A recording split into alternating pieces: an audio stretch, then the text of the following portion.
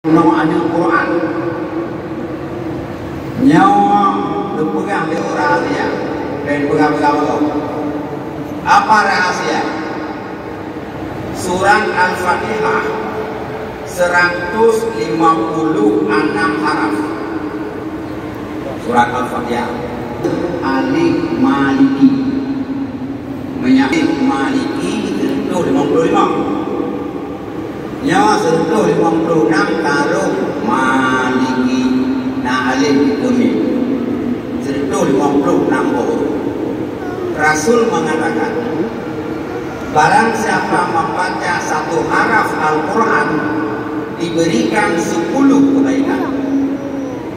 Berarti seorang membaca Fatihah sekali baca 156 haraf, sekali baca Fatihah berarti mendapat 1560 kebaikan. Yang tidak baca Bismillahirrahmanirrahim Alhamdulillahirabbil alamin waladdallin. Nah, diberi 60 kebaikan bila seorang membaca surat Al-Fatihah. Terus urah hari akhirat ditanya, di mana kau belajar Fatihah? Pak Komuno Fatihah. Dijawab oleh orang ini, saya belajar sama Imam Syekh Islamic Center Abu Asnawi. Bangkornya engkau belajar? Iya.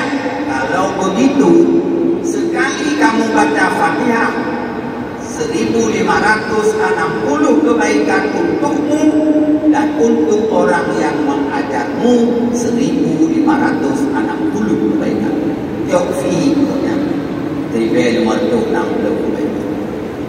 Jika baca Fatihah, bayangkan hadirin yang dirahmati Allah, syukur 17 rakaat sembahyang, Bandung butuh tribel kebaikan didapat oleh seseorang yang salat.